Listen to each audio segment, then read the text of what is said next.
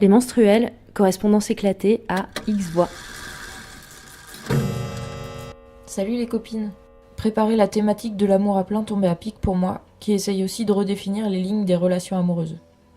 C'est un sujet qui n'est pas toujours partagé ouvertement car pas forcément bien vu.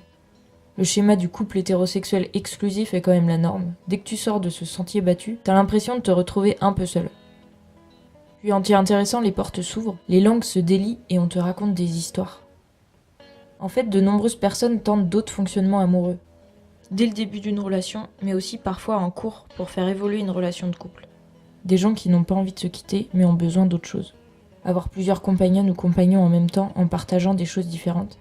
Décider de vivre séparément, mettre en place un autre contrat l'un envers l'autre, ou les uns envers les autres. Arrêter de se dire en couple pour échapper à la pression sociale et expérimenter librement d'autres fonctionnements. Alors pour illustrer tout ça, voici les retours d'une copine qui a vécu des relations polyamoureuses. Un temps pour réfléchir à l'amour à 3, 4 ou 5.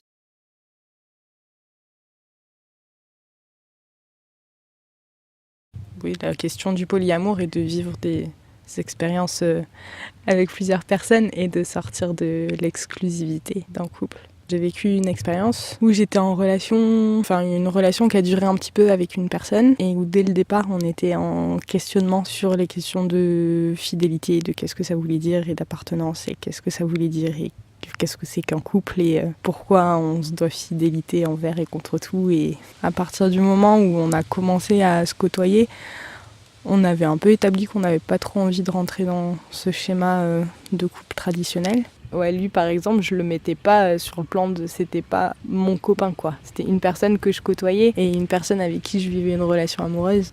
Ce qui était hyper important, ce qu'on se disait souvent, c'est que moi je lui appartenais pas, il m'appartenait pas et la seule personne à qui on s'appartenait c'était nous-mêmes quoi. Et juste ça nous donnait un bel espace de liberté quand même. On avait envie de se laisser l'opportunité de pouvoir rencontrer d'autres personnes. Enfin en tout cas de pouvoir vivre ce qui se passait avec d'autres personnes si ça arrivait. Ça m'est arrivé à un moment donné où j'ai fait une rencontre. Voilà, c'est aller plus loin avec une personne que je connaissais. J'ai expérimenté 2 relations en même temps. Les 2 personnes étaient au courant. C'était assez intense et assez chouette pour plein de raisons différentes. C'était vachement questionnant aussi, ça demande de tout remettre en question. Moi j'ai l'impression d'avoir remis en question énormément de choses sur mes schémas amoureux et sur mes schémas juste relationnels et sur ce que j'engageais dans une relation amoureuse. Et après c'était hyper intéressant aussi disons que ce que j'ai vécu ça m'a vraiment permis de voir qu'il y avait pas forcément de hiérarchie entre les relations et que c'était 2 personnes avec des caractères très différents et du coup je trouvais pas la même chose dans chaque relation et je vivais pas la même chose et du coup c'était pas y a pas une relation qui allait écraser l'autre relation. C'est chouette de se dire qu'on a envie de vivre plein de choses avec plein de personnes et que chaque relation est un peu unique et que ça vaut le coup d'aller explorer chaque relation mais je pense qu'il faut quand même vachement prendre soin, en quelque sorte, et de soi et des personnes qu'on aime, quoi. Et puis en plus, ouais, quand t'aimes une personne, t'as envie qu'elle soit bien et qu'elle s'y retrouve. T'as pas envie de la faire souffrir avec ce que tu mets en place avec d'autres gens. Du coup, la communication, c'est hyper important. Ça demande aussi de énormément discuter avec chaque personne impliquée dans la relation pour savoir un peu où est-ce que chaque personne se situe et qu'est-ce qui va à qui et qu'est-ce qui va pas et est-ce qu'on peut mettre en place des compromis pour que tout le monde réussisse à trouver son compte. Du coup, ouais, la jalousie, on en parlait, ça arrivait pas tout le temps que les gens soient jaloux. Des fois, il y a des amorces de jalousie qui arrivaient et du coup, je pense que ça demandait de le mettre un peu sur le même plan que d'autres sentiments qu'on peut éprouver. En fait, c'est pas grave d'éprouver de la jalousie. En fait, c'est vachement mal perçu aujourd'hui, la jalousie. Et juste de reconnaître qu'on est jaloux au même titre qu'on peut reconnaître qu'on est triste ou qu'on est en colère, c'est chouette de pouvoir le mettre en mots et d'essayer d'identifier qu'est-ce qui amène ce sentiment-là. Et après, qu'est-ce que l'une ou l'autre personne, ou alors dans un fonctionnement à plusieurs, qu'est-ce qu'on peut mettre en place pour que chaque personne se sente sécure. À l'époque, je ressentais pas trop de jalousie parce que justement ce fait d'avoir expérimenté ces relations avec plusieurs personnes, au même moment, je vivais vraiment ce truc de, en fait, c'est possible d'aimer plusieurs gens et en fait, on a de la place pour plein de gens dans notre cœur ou dans notre être. Après, peut-être au niveau de l'emploi du temps, c'est plus compliqué. Mais j'ai vraiment l'impression, on a la possibilité de donner et de recevoir de l'amour quand même pas mal. Dans les relations que je vivais, c'était pas parce que y a des sentiments qui montaient pour une autre personne que ça enlevait les sentiments que je ressentais pour la personne avec qui je vivais des relations depuis plus longtemps. Et du coup, le fait moi de le vivre en vivant plusieurs relations, ça me faisait pas peur que les personnes que je côtoyais vivent d'autres relations à côté. Parce qu'il y avait aussi ce truc où, je pense notamment avec la personne avec qui ça a duré pas mal de temps, on était dans une relation assez saine, on n'avait pas forcément d'attente l'un envers l'autre. Cette relation que j'ai vécue avec cette nana, ça m'a un peu enlevé des œillères, je pense, que j'avais sur les yeux, et ça m'a un peu reconnecté avec des sentiments que j'éprouvais depuis toujours et des attirances que j'avais, mais que je pense que j'enfouissais bien profond. Et ouais, parce que toujours cette norme sociale qui est hyper forte, ce qui me rendait un peu dingue des fois. J'ai commencé à ressentir vraiment de l'intérieur qu'est-ce que c'était que l'hétéronormativité et qu'est-ce que c'était que l'homophobie. J'avais une relation avec un gars et une relation avec une fille. Il y avait une partie de ma vie où j'avais l'impression de subir cette hétéronormativité. Et il y a une autre partie de ma vie où j'avais l'impression d'alimenter ce truc-là. Une partie de la journée, je vais faire partie de la catégorie des dominants. Et une autre partie de la journée, je vais être carrément dominée. Et du coup, ça par contre, je galérais un peu à jongler avec ça. Mais en même temps, c'était intéressant aussi parce que du coup, je vivais vraiment ce que j'avais pas envie de reproduire quand j'étais en relation avec un garçon.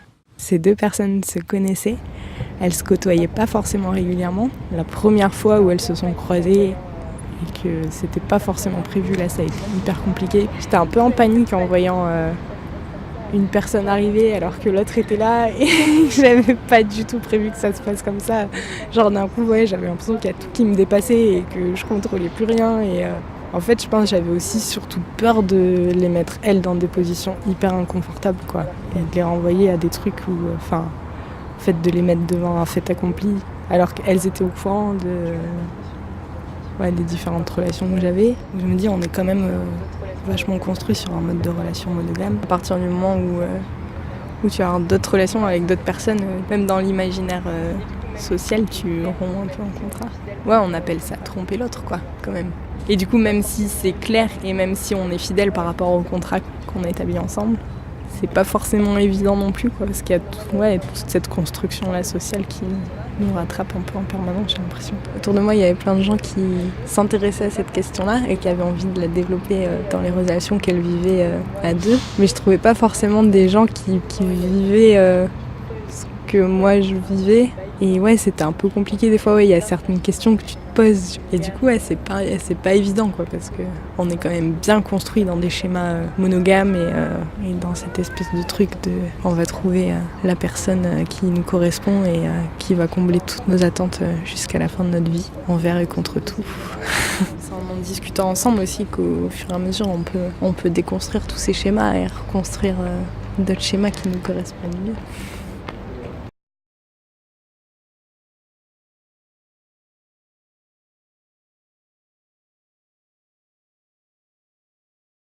Est-ce que je peux te parler, Alice ?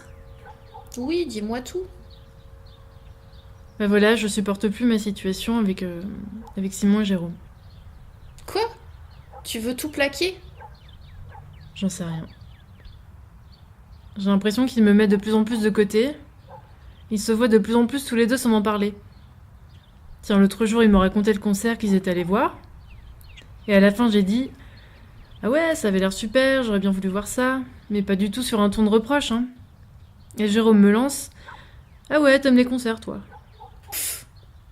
Et ils t'ont même pas proposé. En même temps, c'est vrai que t'aimes pas trop sortir.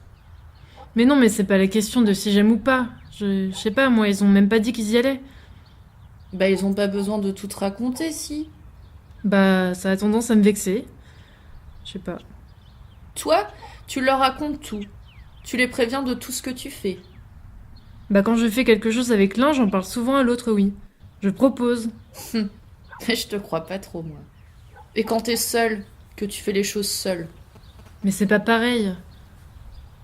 Bah pourquoi ce serait pas pareil ? T'as besoin d'être seule souvent. Bah eux, ils ont sans doute besoin d'être seuls à deux. Et sans toi aussi. Oui, mais on est un trio. On s'est quand même dit depuis le début de notre relation qu'on allait envisager notre trouble sur les bases d'un couple. Et une relation à 3, ça s'entretient encore plus qu'un couple. Tout est triplé. Et ça se fait pas de mettre le troisième de côté en plus. Ou dans ces cas-là, qu'ils fassent un couple tous les deux et moi je m'en vais. Oui. C'est Simon. Non, ça va, je suis avec Alice. Il t'a fait un bisou. Moi aussi. Elle aussi. Oui, j'ai essayé de vous joindre tous les deux ce matin. Je voulais savoir ce que vous faisiez de beau aujourd'hui. Ah ok. Oui. Ok. Non, t'inquiète. Ouais, c'est gentil, mais ça va aller. Si tu veux. Oui. Ok. Bisous à Jérôme aussi. Tu veux du thé? Oui, je veux bien. Bref, mais tu sais, sur ce qu'on disait tout à l'heure, t'as essayé d'en parler en tête à chacun d'eux? De leur parler sans que le troisième soit présent? Pas vraiment, non. Mais ouais, t'as raison, je devrais peut-être leur parler de ce que je ressens une fois avec l'un, une fois avec l'autre, et puis... Et puis après, vous en recausez à 3, non? C'est sans doute moins violent que de les affronter tous les deux de front. Enfin, j'imagine. Et puis en même temps, pourquoi t'aurais peur d'eux? Je sais pas. C'est vrai que je les aime. Et en même temps, j'ai peur. J'ai peur de tout en ce moment. Peut-être que j'ai peur qu'ils me trouvent trop relou et qu'ils s'en aillent tous les deux. Puis que je les satisfasse plus, qu'ils me trouvent moins désirable. Hein? Que tu les satisfasses plus? Mais tu parles de quoi, là? T'es en train de te dire qu'ils font mieux l'amour sans toi? Bah, je sais pas. Ouais, aussi. La dernière fois qu'on a fait l'amour, j'y arrivais plus trop. J'avais l'impression qu'ils me donnaient plus comme avant. Qu'ils se satisfaisaient très bien tous les deux sans moi. Et t'as fait quoi? Bah, je me suis barrée du lit et je suis allée fumer une clope. Et ils t'ont pas arrêté. Et ils ont pas arrêté. J'en sais rien. Je ruminais, les minutes allaient bon train. Elles me paraissaient interminables. Puis ils ont fini par débouler et ils m'ont pris dans leurs bras. Bah, ils se sont inquiétés pour toi, heureusement. Ouais. Vous avez pas parlé de ça. Non, je leur ai juste dit que je me sentais pas bien. Mais ma pauvre, parle-leur-en. Dis-leur que tu te sens délaissée en ce moment. Mais c'est eux qui me délaissent. Mais qu'est-ce que t'en sais? C'est une foutue impression, ça. Tu peux pas deviner ce qu'ils pensent. Allez, sors tes doigts du nez et va leur parler. Et s'ils me quittent?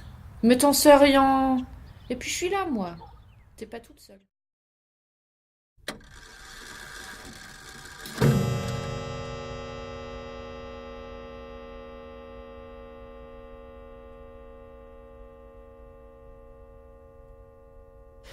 Donc moi je suis depuis 8 ans donc avec Maxent, qui est mon mari depuis 2 ans.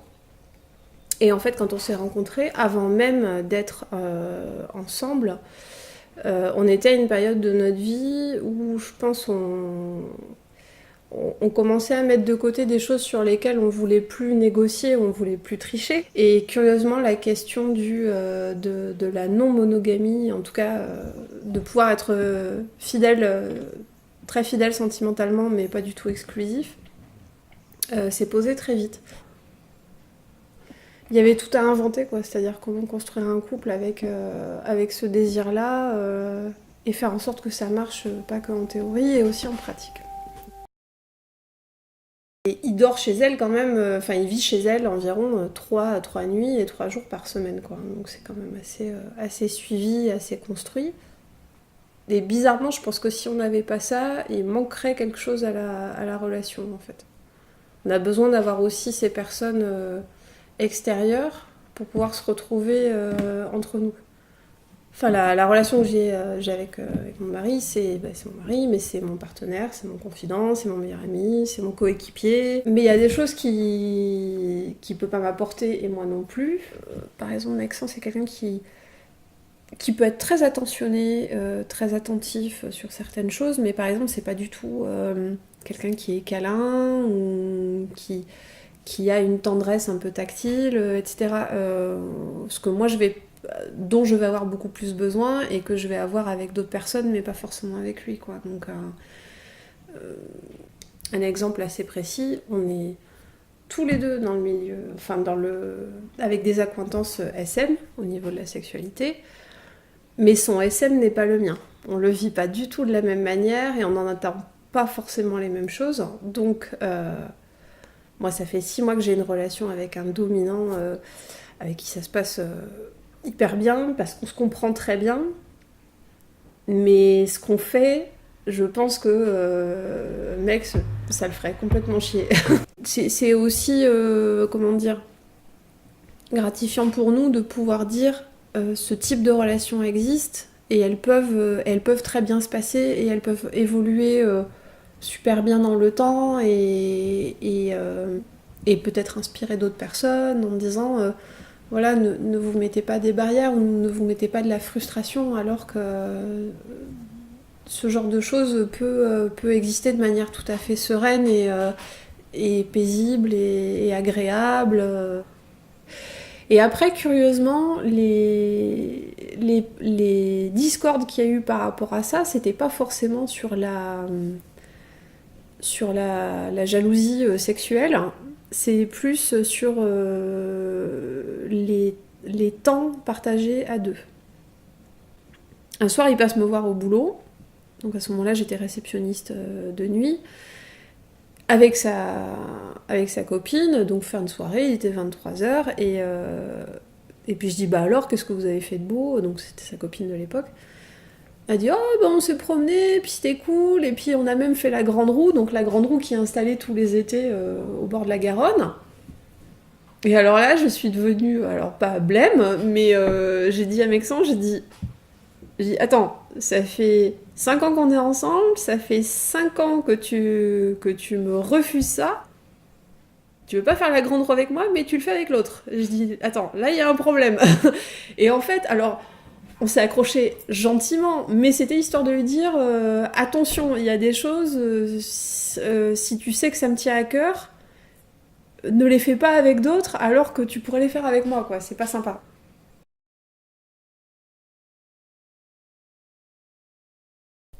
L'amour, ça fait longtemps que ça nous fait parler. Alors l'amour à plein, à 3 ou à 4, ça nous fait juste parler encore plus que d'habitude. On a même parlé de ma grand-mère, Marie-Joseph, et de la couture aussi. Parce qu'au final, tout ça, ça ressemble quand même à un gros tas de fils emmêlés. Marie-Joseph, elle est couturière. C'était son travail. Sa principale activité, c'était de coudre des robes de mariée. En tout cas, c'est ce qu'elle aime raconter. Et puis, il y avait les ourlets à faire aussi, les retouches du bas des pantalons des hommes.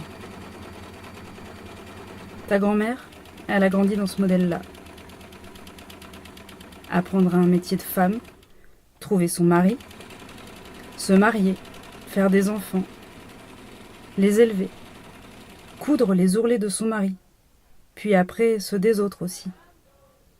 Élever ses petits-enfants, leur coudre des robes, des habits à leur mesure. Et puis dans tout ça, leur apprendre la famille, et puis la couture aussi. En ce moment, comme on dit, je suis avec quelqu'un.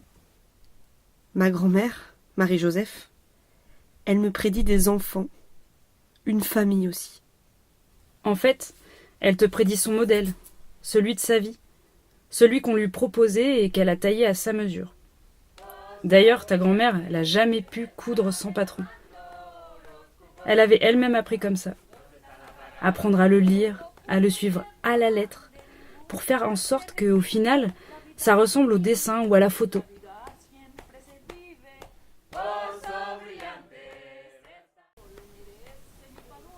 Alors aujourd'hui, les amours ensemble, on essaye, On les découpe, on reprise, on les assemble, on fabrique des coutures cachées, on raccommode, on découpe, on reprise, on surfile, on pique, on arrête, on fabrique des coutures on cachées. effiloche. On arrête. On assemble.